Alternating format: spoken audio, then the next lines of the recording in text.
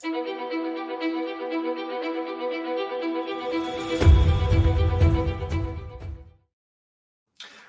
hello, and welcome back to the Patristica YouTube channel. I'm joined again by my co-host, Marcus Vincent, to continue our series on the concordance that Marcus published last year, comparing the pre-canonical, or the Marcionite version of Paul's epistles, to the canonical version of Paul's epistles. And in our last episode, we gave a little bit of background as to what this book entailed, why it needed to be written, and some of the content you could hope to find within it. Link down in the description both to the video and to the place where you can buy the book. But today we're going to continue where we left off, just beginning in the letter of Paul to the Galatians. So without further ado, Marcus, why don't you take us back into what we were doing? Yeah, we compare two versions of the letter to the Galatians. On the left side, you see the structure of the letter to the Galatians as we have it reconstructed for the Marcionite version, so for the 10-letter collection. On the right side, you have the same structure or similar structure, which gives us the structure of the canonical version of Galatians that you may or may not know. So what I and Jack want to do in this session is to take you through where the parallels and where the differences are. And as we have already discovered in the last session, it makes a lot of sense if the left row or rows, the two, if these are giving us a text on which the right side has been reworked. So the canonical texts on the right side seem to be an elaboration of what we get on the left side. And we have seen the letter to the Galatians is amongst all the 10 letters actually the closest, where both versions differ to some extent, but have a bigger overlap than in all the other letters, as we will see in the next sessions. And nevertheless, we have some differences. And I'd like to highlight with Jack today where those parallels and differences are. Let us start right from chapter 3, where we left off in our last session. Now, 3:1, the verse, is present both in the Marcionite text as well as in the canonical one. And it gives us the first probatio, so the first, let's say, topic and proof that the text is going to talk about.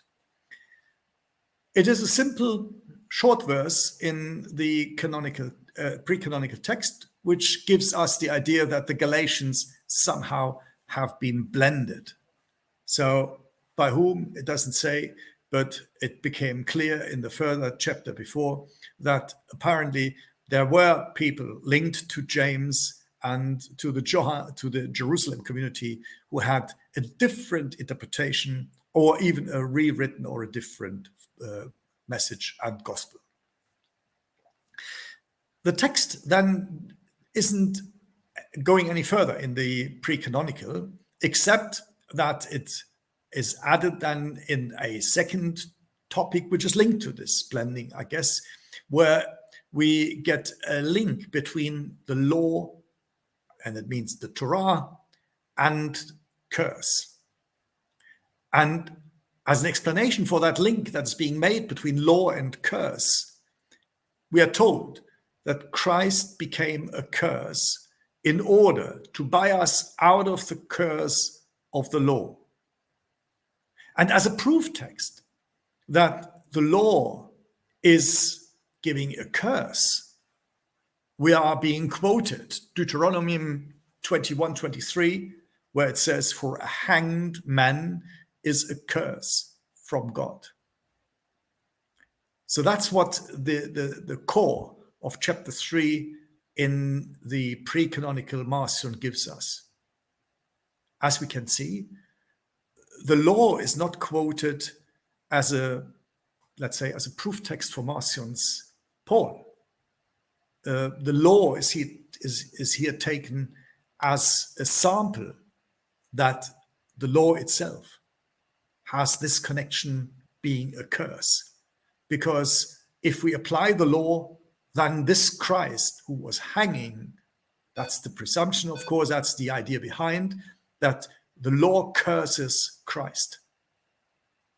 This is very important because it also shows that in the Marcionite Paul, there is an antithesis between the gospel that Paul teaches and the cursing law. The gospel doesn't curse, as we have already seen in chapter 2, these anathema, where Tertullian complains that it isn't a curse in Marcion. In the canonical text, it is a curse. So, whereas the gospel and the gospel of Paul is not cursing, the law in itself is an expression for this Marcionite Paul of being a curse. And it is even worse because it is a curse of cursing Christ. And that's why you can see the implicit message here is this Paul rejects the law. Just as in the gospel, Jesus mentions that there was the law and the prophets, and then came Christ, who then had the message of the kingdom of heaven. So the same antithesis between the law and the prophets in the Gospel of Marcion, Luke, you will find it in 16, 16, and 17, you have here in the Marcionite Paul, the same theology behind. Now, what is the canonical tradition doing with that? Because we know that in all these texts of the canonical side, the reconnection with the law and the prophets are intended. And that's why, as we have seen just in the session last week, we have seen that in chapter 2 at the end, and here particularly then in 3, in the first 5 verses, the idea is brought in to link the theology back to the Jewish theology. In 3:4, Abraham is being mentioned. Abraham as the one to whom the testament is given, and to whom there is an intensive link between the Christians and Abraham. And you can see it in Probatio 2, in the verses 3, 6 to 14. On top of the text which we have in the pre-canonical text, again, we have that Abraham believed, that Scripture has proclaimed to Abraham beforehand what is going to happen. And so you can see they do not remove the text that we have in the pre-canonical Paul, that the law is a curse. But to smoothen it, they introduce Abraham as a forerunner of Moses. And they are saying that not only Moses, but also to Abraham already, the scriptures are giving us an Abraham to whom God has preordained, has pre-mentioned what is going to happen later with Christ. So that the strong antithesis between gospel and law and prophets in the canonical version is dissolved. Here we have Abraham introduced as a bridge builder. And just like the things have been proclaimed to Abraham beforehand, now Deuteronomium is also quoted. And here it is a proof text, and not just a text which shows the opposite. Now we have Deuteronomium, so the same book, But chapters 27, verse 26, cursed is he who does not fulfill all the words of this law by observing them. So here it is quite clear this cannot mention and not be applied to Christ. This means that the law doesn't curse Christ because he has fulfilled everything. No, now another person, an outsider, is being introduced, or potentially also an insider, a Jew who follows the law, but not all of the words of the law. So a very Jewish idea is being introduced that the people who have to follow and who follow the Torah, they need to follow the Torah at all length. And they cannot pick up and pick out just the one or the other observation. No, they have to follow it through. And you can see it doesn't object to the words that are pre-canonically present. They integrate this idea that Christ is also called a curse by the law. But then it's smoothened into a broader development. And that explains then also the Probatio 3, so the continuation of this idea in the verses 15 to 18. We get a longer section telling us that Abraham and his offspring are given the testament. And now the canonical, I'd say,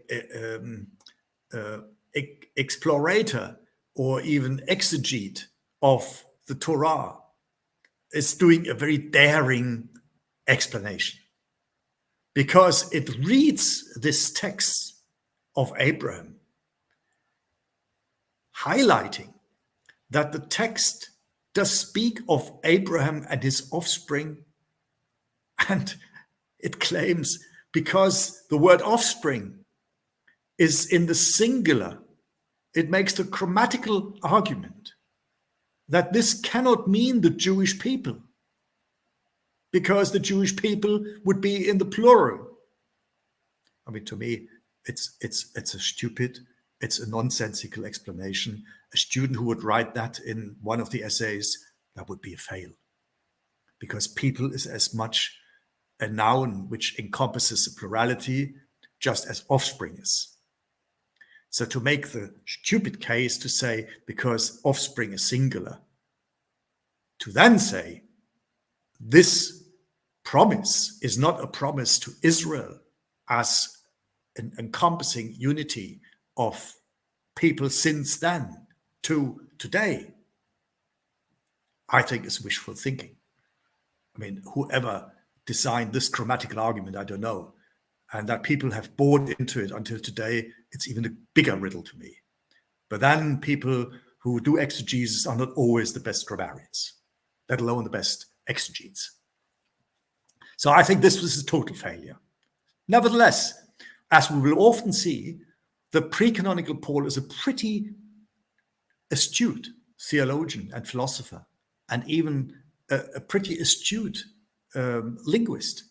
The canonical tradition is a pretty bad one.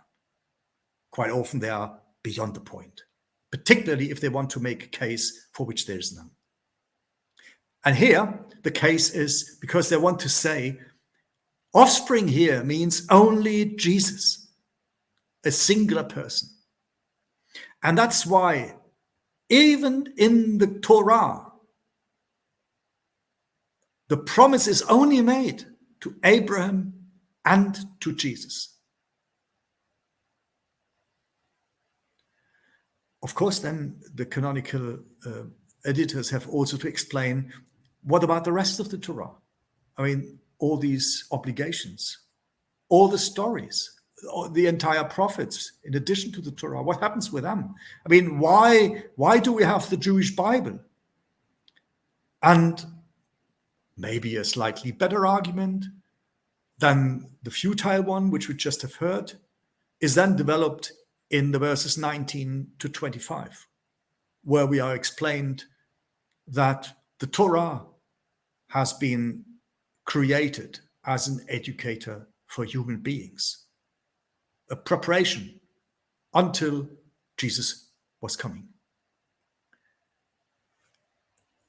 For those people who know second century and first century, if we have first century, but if you stick to second century Christian texts, people will immediately see the parallelism between this argument and Irenaeus of Lyon. And this gives us a further hint that what we are reading here is late second century theology. So my guess is that those verses, 19 to 25, if not the entire Abraham story, has not been written when these letters, and we will come to a staging, we have two stages of the canonical redaction, which we are going to discover.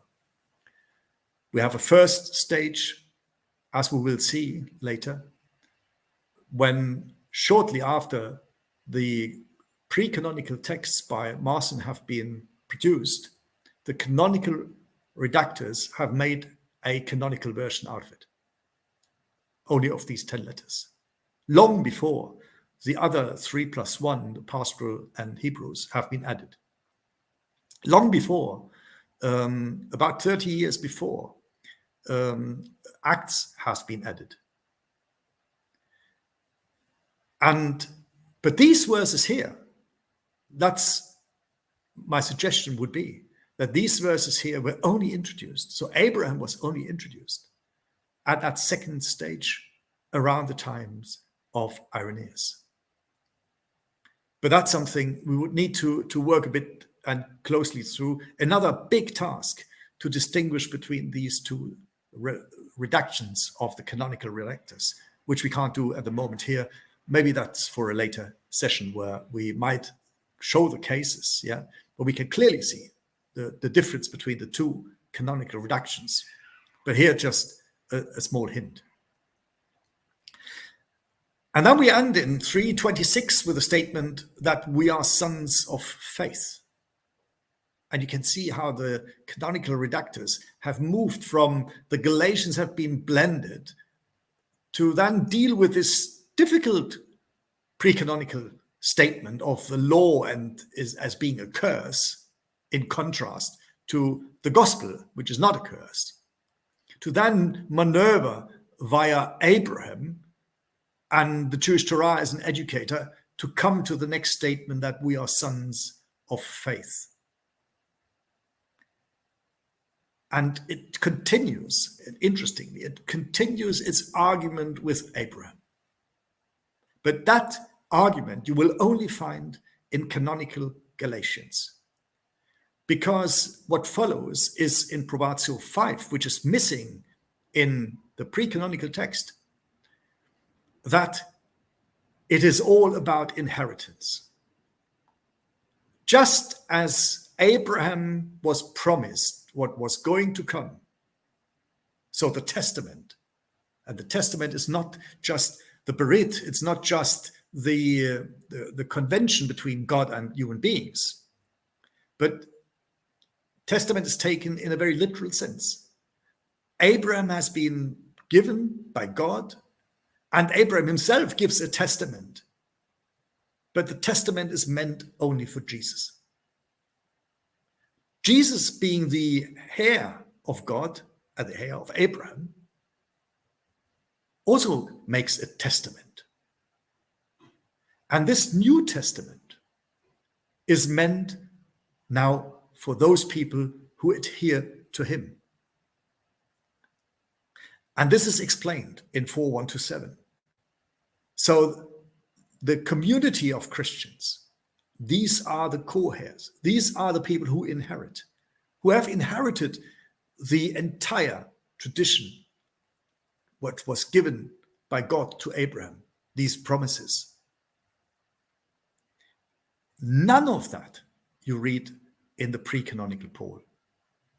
Not here, not in the gospel. When in the gospel, for example, in the Marcionite gospel, there is talk about inheritance For example, when Jesus is being asked, can you not solve the problem of these two brothers who have a big fight about what they have inherited? Jesus turns around and says, I'm not a judge about and for inheritance questions. Tertullian then says, Marcionite's Jesus is terrible. It's a waste. How can he say that? Despite the fact that in Luke it's the same saying. Yeah. But he says it's a loser. At least Moses, he picked up the cases between brothers who were fighting about inheritance, and he makes a statement, and he settles a problem between people who fight about inheritance. Jesus in Marcion, it's a nut.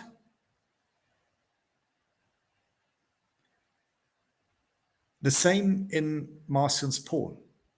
Inheritance does not play a role. In the gospel, it's even worse. We have the example with this fantastic story about the people in the vineyard. It appears in all three synoptic gospels, where there's been sent. First of all, the vineyard is being rented out to people who take the work in the vineyard. And then the master who owns the vineyard sends his son, and he's going to be killed by the people. And we have dramatic story in these three synoptic gospels, including Luke, that the people who kill the son, they should be killed themselves. This is the most horrific anti-Jewish story in the synoptic gospels. And it's about inheritance. And the claim is that only Christians inherit, but those who have forgone their heritage, they end up being killed by a stone, and they should be killed. And you can see what's going on at the moment in Israel, how relevant that is with the text we read. It is about inheritance. It is about who owns which square meter of this land. The Marcionite Paul, as much and just like the Marcionite Christ, insists we do not inherit 1 square millimeter of this earth. It's not about inheritance. The only thing the poor is going to inherit is the kingdom, and it's the kingdom of heaven. That's our inheritance. Anything earthly, you better don't fight about.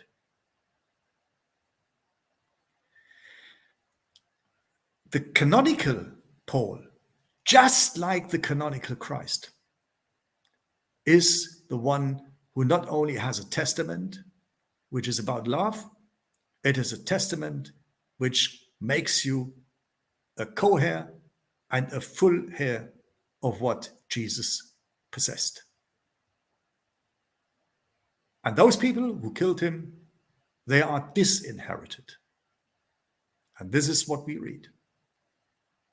That's about inheritance. So we have two contrasting messages.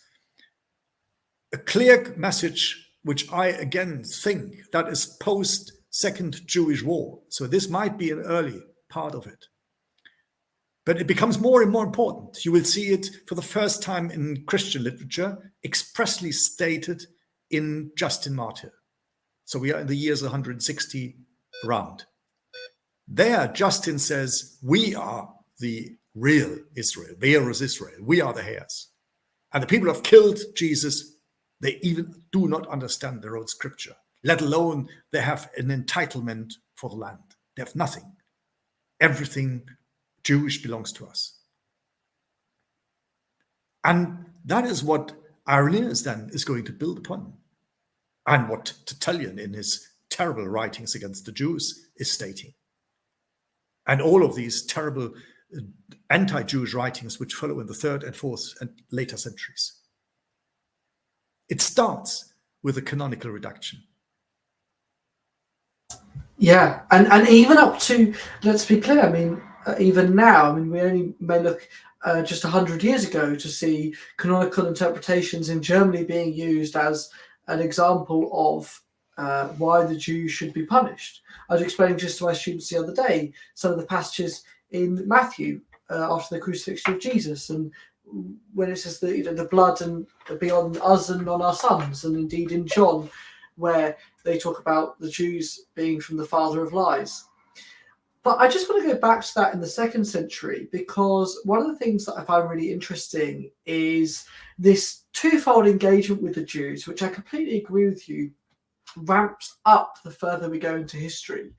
So in the beginning, I think, in the earliest parts of Christendom, let's say at the beginning of the 2nd century, again, we could debate about whether we have anything that's 1st century, but we look to Ignatius or Polycarp, there seems to be just no engagement, right? You could be confused into saying that Ignatius and Polycarp maybe didn't even think of the Jews. They were sort of just another, in the same way that if I was to write a Christian apologetic text now, I probably wouldn't mention Gudvara, right? They were just another thing. There was no connection between them. And then as time progresses, we start to see people like Marcion and Apelles who say, well, although Marcion and Apelles disagree slightly, okay, the Jews do exist, but in the case of Marcion, well, that's a separate sort of thing over there with a demiurge, and Jesus replaces that. Or in the case of Apelles, he says, well, actually, it's even one step further. That whole Old Testament business was a myth. Don't even think about it. It's like Harry Potter, right? Forget it. And then that's the beginning of the Judaizing or the conversation with with Judaism. And then, as you mentioned, this Justin business, this Irenaeus business, and then Tertullian. And I was just reading a paper only yesterday about John Chrysostom and some of the absolute vitriol that he would spit in the direction of the Jews. And it was a serious sin to even be associated with or to touch Jewish things. And I think that's, again, so interesting here. And I love that we can see almost this very moment by looking at these two texts side by side, where the conversation shifts for the second time. It shifts from the Jews are nothing, don't even think about them, to there's something and we have to talk about them, to the Jews are evil, or they've been disinherited from what they have.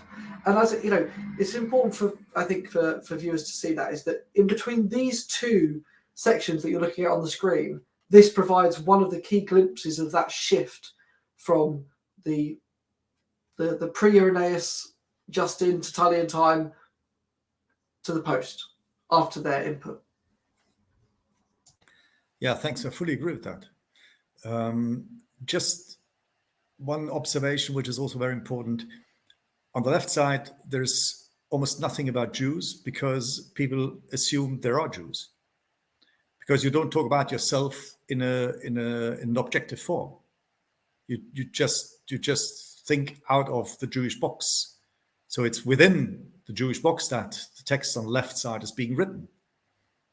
But it is not a jump out of that box. It is the attempt to redefine what they are, but not meaning that they don't want to be what they are. On the contrary, they in a way, if you like, they do what Justin then does as well by saying we are true Israel. But here it is not said by we are true Israel. It's just said we are Israel. This is our understanding of being Jewish, and this is so interesting because when later on, as we will quickly see, where the recommendation in chapter 6 is that one, or even in chapter 5, where there's this warning to accept the Jewish Torah, that does not mean that these people who say so do not want to be Jewish. It's just that the Torah is not the point of reference, that the Torah is being seen as something which is not conveniently the basis for being Jewish, which sounds a bit strange to us, yeah? But we have a Jewish understanding, or an understanding of what Jewishness is, which is linked to the rabbinic Judaism. And they are fixed, of course, to the Jewish scriptures, most pertinently to the Torah.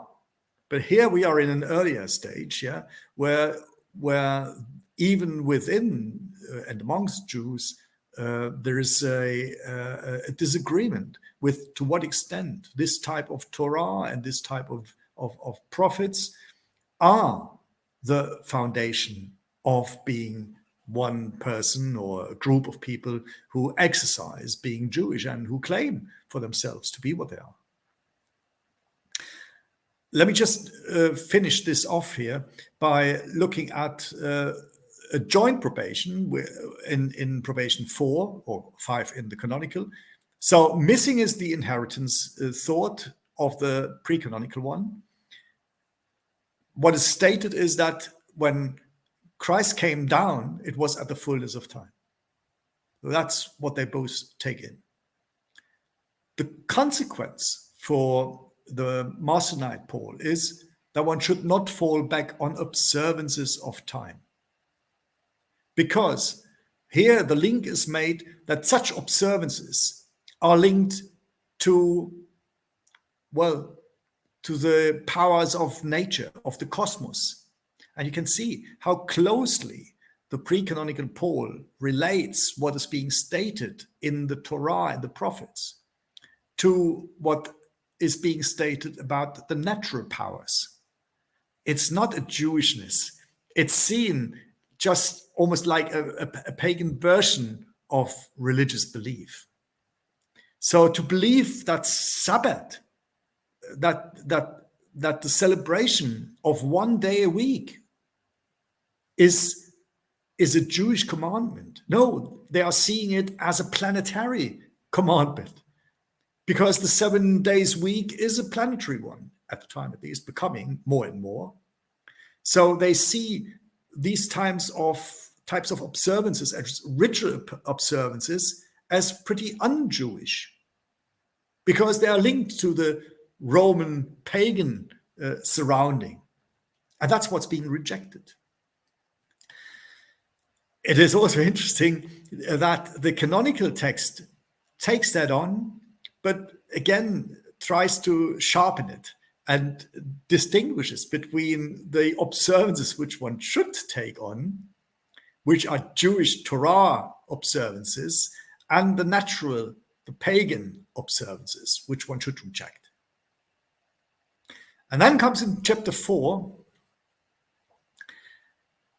Oh no, let me just have this in chapter 4, 12 to 20, because we have an excursus in the canonical text. And that's quite a funny one.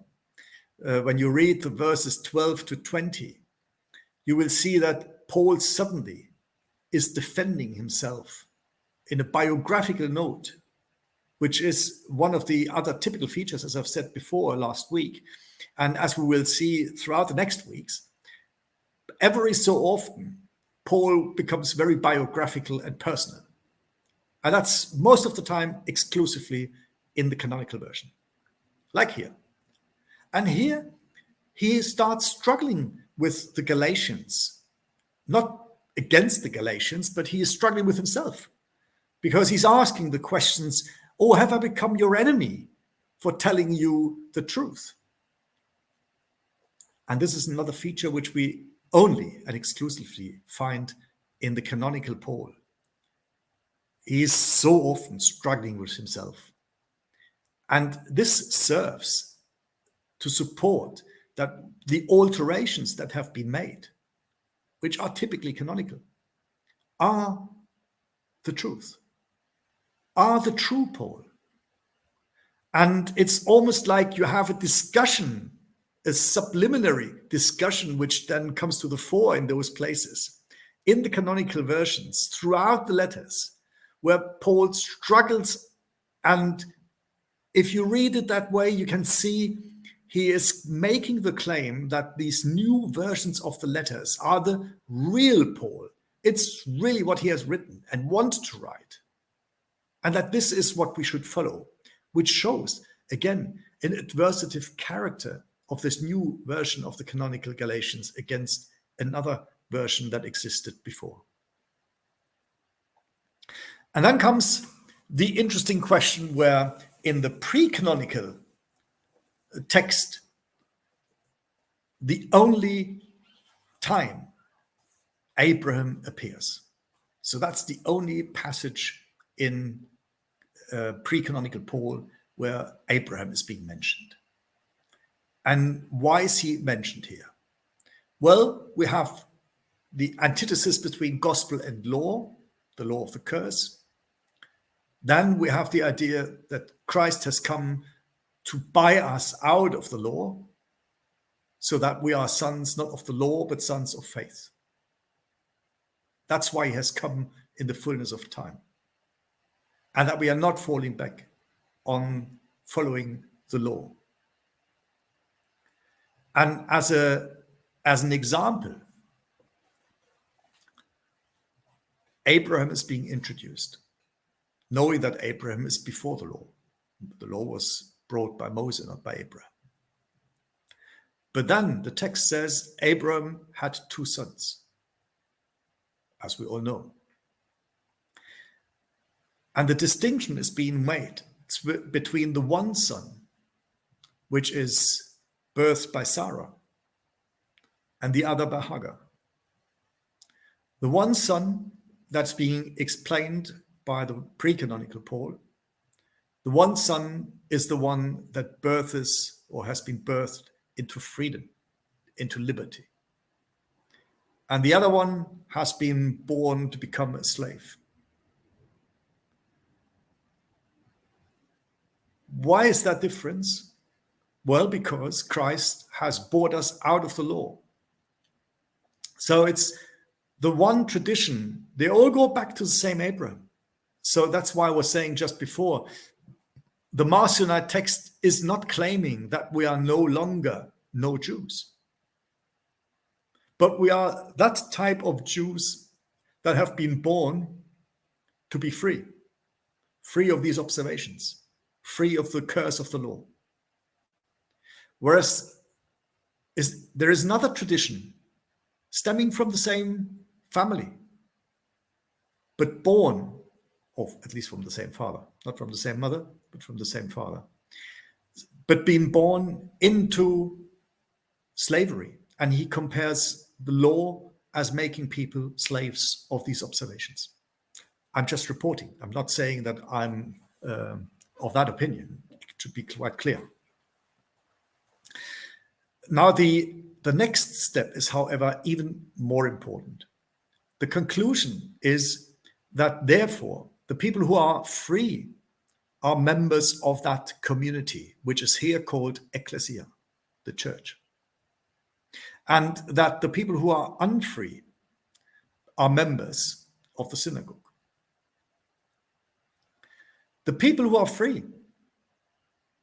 they do not form. Now, again, remember the inheritance discussion we just had. They are not here to form a ecclesia, a community in this real world by possessing anything. But as the text says, they are transcendent. They are beyond the powers of this world. So they are beyond the emperor. They are beyond the Jewish communities. They're beyond every physical state. So the question is not church and synagogue are rivalries here of this in this earth. The church, as in the gospel where you inherit the kingdom of heaven, the church is a heavenly community. It's a spiritual community, not an earthly one. When you read the canonical tradition of these verses, so 4:21 to 31, you will discover that here the canonical redaction has removed one of the verses from the pre-canonical one and placed it into the letter to the Ephesians. So the verse which talks about the nature of the Christian church that this is a transcendent church beyond everything, is being excised here and removed into Ephesians, into a different context. And here you can see how the reductors appreciate every single word, almost, at least every verse. So they are not cutting out a verse and just dropping it, but they are placing it in a different context where the verse doesn't do that harm. They're not omitting it. Instead, they formulate their own new verse. And this new verse now makes a direct competition between the true Jerusalem, the earthly Jerusalem. And here we have the competition between church and synagogue in this location. And so you can see that from a spiritualized Paul, we come to a very earthly, and the whole discussion of inheritance continues. And now we come to exactly the same opposition between church and synagogue that we find both in Irenaeus and in Justin Martyr. That's the basis for his dialogue with Trypho. This competition, working out who has the right to be the true Jews in this world, which is a non-debate and no question for the Marcionite Paul. To him, the Jews are the Jews. They have the synagogue. The earth here is Jewish, and Christians, they don't inherit here anything. What they've got are the spiritual notions. That's the difference. But the canonical version turns that upside down. Those are the core elements as we can see the difference between the two versions. Then comes exhortation, warning to accept the Jewish Torah. Even that now, after having set out that competition in this earth, in the canonical version, reads differently from the pre-canonical one. Warning of corruption through the flesh, both subscribe to, and then I have a few recommendations. Just the end again differs, where the pre-canonical text simply ends with a small conclusion. The Pauline text in the canonical one makes that startling statement that this text, the letter, is his, namely Paul's, and that he himself, with his own hand, is now signing the canonical letter of Galatians. And this, just like having said before, have I become the enemy for telling you the truth? This is the proof for the canonical redactors to set the proof text for their version of Galatians. Because only the canonical text has the handwritten stamp of Paul. If you need to do that, you really have to convince your readers. If I were a redactor of a text, I would not have cut out that one. So you can see the direction of reworking cannot have been that Marcion redacts a Pauline text. He would have cut out or cut off his legs for his redaction. But if I had to do a redaction, maybe I wouldn't be as stupid as the redactors were. But I think they got along with it until today. That people believe that canonical Galatians, with this stamp and seal of Paul, with his own hand, that this is the mark of authenticity. To me, it's the mark of delusion. I think that's funny because their failure and your ability or our ability to recognise that now has served them pretty well for 2,000 years, and so in some sense they won at least a fairly long victory until now.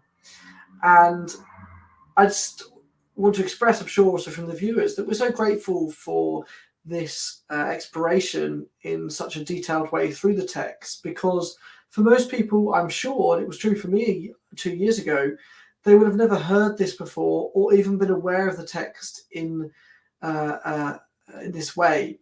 And so it's just such a pleasure to listen to your years of research succinctly put into 45 minutes or so.